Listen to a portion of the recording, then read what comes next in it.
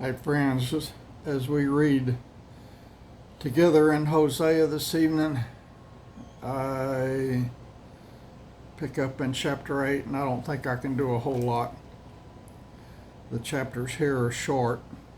It's a good thing because I don't think I can do a lot. Chapter 8, y'all. Set the trumpet to thy mouth. He shall come as an eagle against the house of the Lord, because they have transgressed my covenant and trespassed against my law. Israel shall cry unto me, my God, we know thee. Israel hath cut off the thing that is good. The enemy shall pursue him. They have set up kings, but not by me. They have made princes, and I knew it not.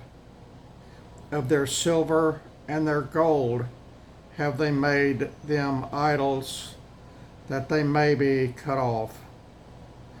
Thy calf, O Samaria, hath cast thee off.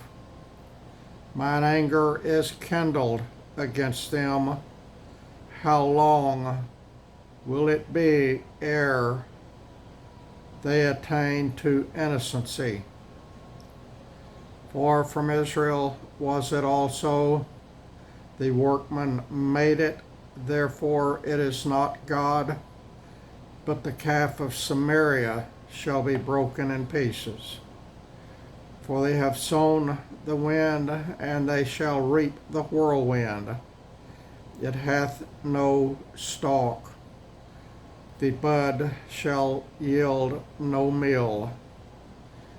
If so be it yield, the strangers shall swallow it up.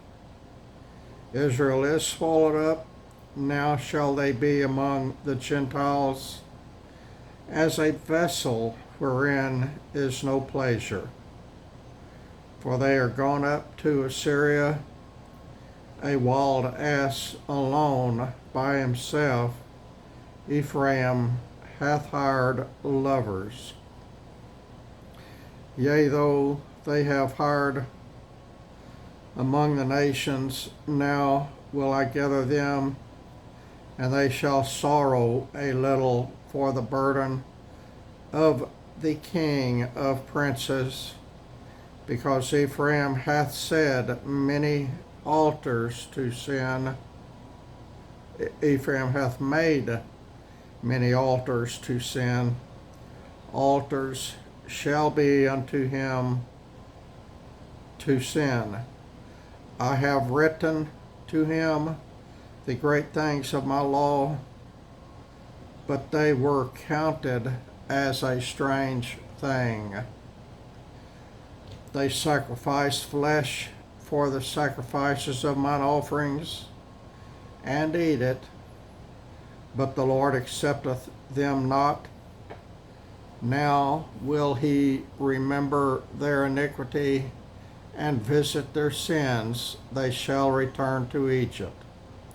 For Israel hath forgotten his Maker, and buildeth temples, and Judah hath multiplied fenced cities, but I will send a fire upon his cities, and it shall devour the palaces thereof. Chapter 9 of Hosea.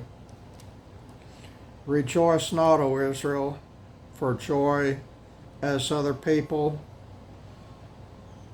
for thou hast gone a whoring from thy God. Thou hast loved a reward upon every corn floor. The floor and the winepress shall not feed them, and the new wine shall fail in her. They shall not dwell in the Lord's land, but Ephraim shall return to Egypt, and they shall eat unclean things in Assyria. They shall not offer wine offerings to the Lord, neither shall they be pleasing unto him. Their sacrifices shall be unto them as the bread of mourners. All that eat thereof shall be polluted.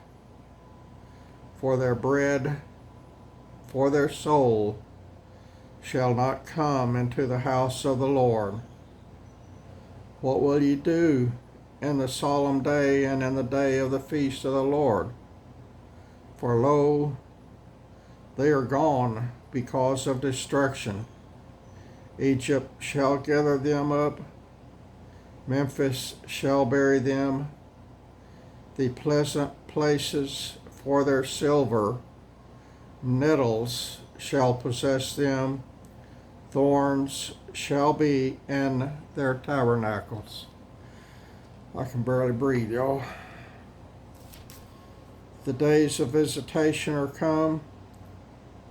The days of recompense are come. Israel shall know it. The prophet is a fool. The spiritual man is mad for the multitude of thine iniquity and the great hatred. The watchman of Ephraim was with God, with my God, but the prophet is a snare of a fowler in all his ways, and hatred is in the house of his God. They have deeply corrupted themselves as in the days of Gibeah. Wherefore, he will remember their iniquity, he will visit their sins. I found Israel like grapes in the wilderness. I saw your fathers as the first stripe in the fig tree at her first time. But they went to Baal Peor and separated themselves unto that shame, and their abominations were according as they loved. As for Ephraim, their glory shall fly away like a bird from the birth, and from the womb, and from the conception. Though they bring up their children, yet will I bereave them, that there shall not be a man left. Yea, woe also to them when I depart from them. Ephraim, as I saw Tyrus, is planted in a pleasant place, but Ephraim shall bring forth his children to the murderer. Give them, O Lord, what wilt thou give? Give them a miscarrying womb and dry breasts. And their wickedness is in Gilgal, for there I hated them. For the wickedness of their doings I will drive them out of mine house. I will love them no more. All their princes are revolters. Ephraim is smitten. Their root is dried up. They shall bear no fruit. Yea, though they bring forth, yet will I slay even the beloved fruit of their womb. My God will cast them away because they did not hearken unto him, and they shall be wanderers among the nations. I'm going to do chapter 10, y'all.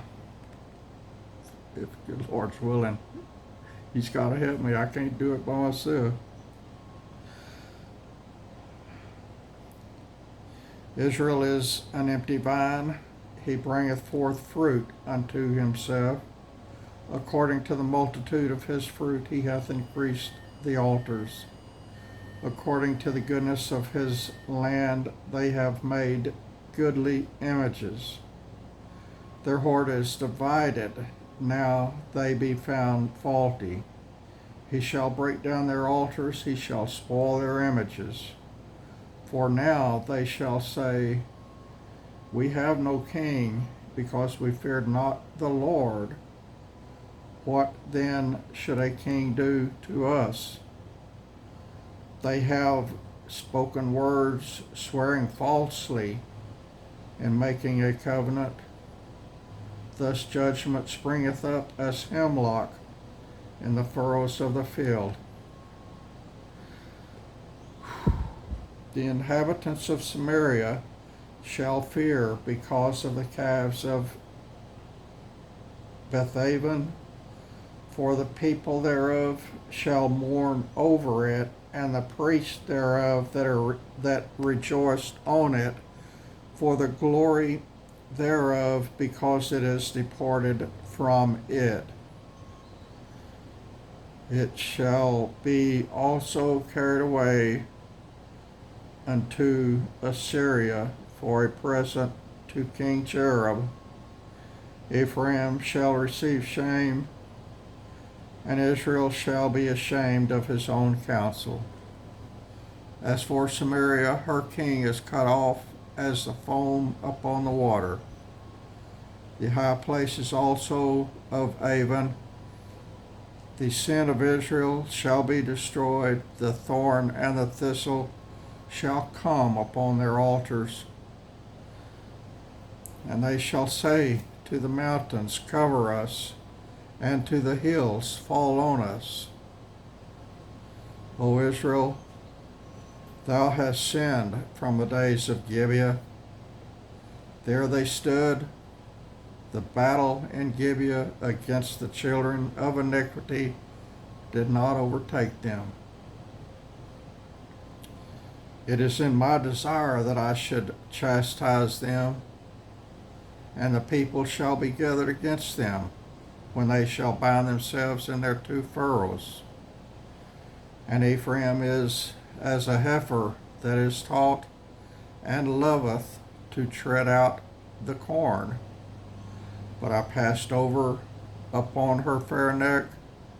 I will make Ephraim to ride, Judah shall plow, and Jacob shall break his clods. Sow to yourselves in righteousness, reap in mercy. Break up your fallow ground, for it is time to seek the Lord, till he come and rain righteousness upon you. Ye have plowed wickedness, ye have reaped iniquity. Ye have eaten a fruit of lies, because thou didst trust in thy way, in the multitude of thy mighty men. Therefore shall a tumult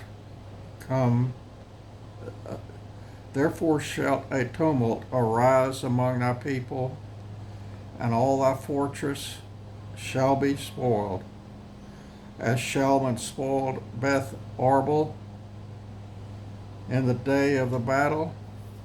The mother was dashed in pieces upon her children. So shall Bethel do unto you, because of your great wickedness. In a morning shall the king of Israel utterly be cut off. All right, y'all. I gave y'all chapters 10, 9, and 8. Not in that order, though. God bless you, friends.